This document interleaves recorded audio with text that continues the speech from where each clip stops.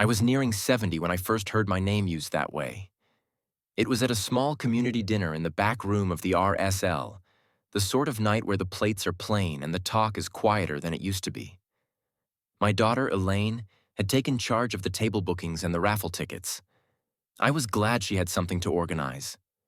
Retirement can make a person feel unnecessary, and I liked seeing her busy. I had stepped away to the hallway to find the toilets. The corridor smelled of old carpet and lemon cleaner. On my way back, I paused near the door because I heard my son-in-law, Mark, speaking in that careful, confident tone he uses when he wants to sound reasonable. He was talking to a man I recognized from the council. The man had a neat beard and a folder tucked under his arm, as if he carried policy around like a second skin. Mark said, "Of course Elaine understands what's required. She's got good instincts. She was raised by a man who built things properly. Her father ran crews for 30 years. If he signs off on something, you can take it to the bank." The councilman nodded as if that settled it. I was surprised, mostly because nobody had asked me to sign off on anything. I had no idea what they were discussing. But I did not walk in and interrupt. I told myself it was only conversation, only a way of speaking. People mention family. People fill in gaps. That is what they do. When I returned to the table, Elaine was laughing at something her cousin had said. She looked relaxed, her shoulders down, her cheeks a little flushed from the warm room. I watched her for a moment and thought, let her enjoy it. She has her own life now. It is not always wise to remind your children that you are still there. Later, after the speeches and the raffle, Mark introduced me to the same councilman. "This is the gentleman I was telling you about," Mark said, placing a hand lightly on my shoulder. "The original one. If you want something built to last, he's the man." The councilman shook my hand with both of his. "An honor," he said. I smiled and returned the handshake. It was polite. It was warm. It was also oddly impersonal, like I was being thanked for a service I had not agreed to provide. On the drive home, Elaine spoke about the evening, the funds they had raised, the way the room had filled despite the weather. She mentioned, almost in passing, that Mark had been talking to council again about a small grant for the volunteer group she'd joined. "They like him," she said. "They listen when he speaks." I kept my eyes on the road. "And what were you telling them?" Elaine shrugged. "Just the truth. That we can be trusted. That we'll do it properly." There was nothing wrong with that, I thought. Trust is what communities are made of. I had spent most of my working life trying to leave things solid behind me. Houses that did not creak, roofs that did not leak, a crew that went home with all its fingers. If my name helped my daughter's group get a small grant, that seemed harmless. A few weeks later, I heard it again. Elaine invited me for tea on a Sunday afternoon. Her kitchen was bright, the bench newly cleared, the mugs matching in a way mine never had. Mark was not home yet. She made scones and told me about a meeting she had attended with the volunteer committee. "They asked me to speak," she said, pouring milk into my cup. "I was nervous, but I just thought of you. I thought of how you used to talk to the men at work, calm, firm, like it mattered." I nodded, pleased, because any parent likes to hear they have been remembered kindly. Then she added, "I told them you would back it, that you'd be proud of us." And they all smiled, like it meant something. I paused with the cup halfway to my mouth. "Did you say that?" Elaine looked up, puzzled. "Yes. Why?" I put the cup down gently. "Because I wasn't there." She gave a small laugh, not unkind. "Dad, it's just a way of saying it. It makes them feel safe."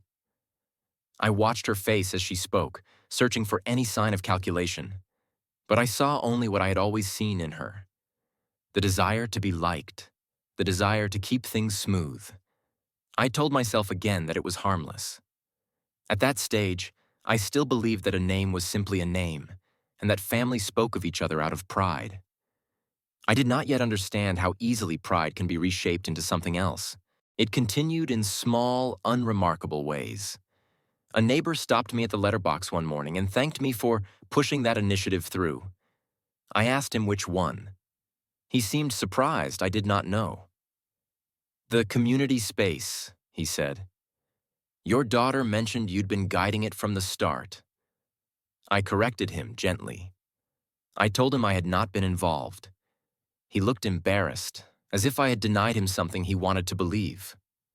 After he left, I stood there longer than necessary, holding the envelopes, thinking about how quickly stories travel once they find a shape that suits them. At first, I tried to stay informed. I asked Elaine how the meetings were going. She gave me summaries, tidy and efficient. Dates, outcomes, next steps. There was no sense that my input was required, only that my awareness was sufficient. Mark, on the other hand, spoke as if I were already consulted. I told them you'd agree, he said once, passing me the salt at a family lunch. It's the sensible approach. You always said so yourself. I searched my memory. Perhaps I had said something like it years ago in a different context. Advice given to a young man who wanted to do things properly. Advice that had belonged to a moment, not a policy. When I tried to clarify, Mark waved it away. You don't need to worry about the details. It's all aligned with what you stand for. That phrase stayed with me. What you stand for. As if it were a fixed monument rather than a lifetime of decisions made under changing circumstances. The invitations began to thin without my noticing at first. There were meetings I learned about afterward, mentioned casually over dinner. There were photos posted online where Elaine stood beside people I did not know, smiling beneath banners that used words like legacy and values. My name appeared occasionally in the captions, not tagged, just referenced. Following in her father's footsteps, one read. I did not comment. I told myself that children often borrow language when they are finding their own. Once, I did attend a gathering I had not been expecting. Mark had told me there would be a casual barbecue, nothing formal. When I arrived, there were folding chairs set in rows and a microphone resting on a small table. A woman I had never met approached me with a practiced smile. We're so glad you could make it, she said. It means a lot to have you here. I asked her why. She hesitated, then said, Well, after everything you've done, your support carries weight. Elaine took the microphone shortly after. She spoke clearly, confidently. She spoke about responsibility, about building things that last. She spoke about lessons learned at home, from watching a man who believed in doing things right the first time. I listened carefully, waiting for a moment where she might turn and include me, invite me into the shape of the story she was telling. She did not. Applause followed. People nodded toward me, some smiling, some solemn. I clapped along because it seemed expected. On the drive home, I realized that no one had asked me a question all evening. Not one. I told myself that it was simply my age, that younger people take over as they should. That stepping back is a form of grace. Still, there was a quiet unease settling in me, like a draft through a door that had not quite been closed. I began to notice how often decisions were described as already settled. Elaine would mention them in passing. We agreed to move forward, she would say, or everyone felt this was the right direction. The language was careful, inclusive. It left no obvious place for dissent. When I asked who we was, she would list names, none of them mine. Mark adopted a similar tone. He spoke less to me and more around me, as if my presence confirmed something without requiring participation. At one point, I asked him directly, Why do you keep saying I approve of things you haven't discussed with me? He looked genuinely surprised. I thought you would, he said. You always do. That answer troubled me more than a deliberate lie would have. It suggested that my role had already been reduced to a predictable response. Agreement, assumed in advance. Over time, I stopped correcting small inaccuracies. It took effort to interrupt, to reframe a story that had already found its audience. People prefer a clean narrative. They do not enjoy being told they have misunderstood something. especially when the misunderstanding flatters them. I told myself that silence was a form of kindness, yet the silences accumulated. A reporter called one afternoon, asking for comment on a local initiative. He said he had been given my number by Elaine. "I'd just like a few words," he said. "Your endorsement carries history." I told him I had nothing to add. He sounded disappointed, almost confused. "But your daughter said—" "I know what she said," I replied. "I simply wasn't involved. The article ran anyway. My name appeared in the third paragraph, framed as a guiding influence rather than a participant. It was neat, unquestionable. By the time I read it, there was nothing to object to, because nothing specific had been attributed to me. I was no longer being misquoted. I was being implied. Family gatherings became more performative. Conversations happened at a slight distance, angled just enough that I could hear but not easily enter. When I did speak, there was a brief pause, a polite attention. Then the discussion moved on as if nothing had interrupted it. Once, I offered a different view on a matter they were planning to pursue. The room grew quiet. Elaine smiled tightly and said, "That's an interesting way of looking at it, Dad." The phrase was dismissive without being unkind. It placed my perspective in the past, a curiosity rather than a contribution. After that, Mark took me aside. "You don't need to worry about steering things," he said. "We've got it covered." I asked him what it was. He hesitated. "The direction," he said finally. It was then I began to understand that my presence complicated their certainty. As long as I remained an idea rather than a person, I was useful. My actual thoughts introduced friction. The realization did not arrive suddenly. It settled slowly, like dust on a surface I had stopped touching. The clearest moment came quietly, without confrontation. Elaine called to say there would be a formal dinner. She explained it carefully, as if managing expectations. "It's mostly stakeholders," she said. "People who've been involved from the beginning." I asked if I should come. There was a pause, brief but unmistakable. "You don't have to," she said. "It might be a bit long, a bit dull." I told her I didn't mind dull. She sighed softly. "It's just, they already know what they need to know." After we hung up, I sat at the kitchen table and looked at the wall clock. It was one I had installed myself decades earlier, the ticking steady, uncomplaining. I realized then that I was no longer considered part of the beginning. I was a reference point, something cited, not present. That night, I imagined the dinner without difficulty. I could picture Mark speaking smoothly, Elaine nodding at the right moments. I could hear my name introduced in the third person, softened by respect, emptied of opinion. "He taught her everything," someone would say.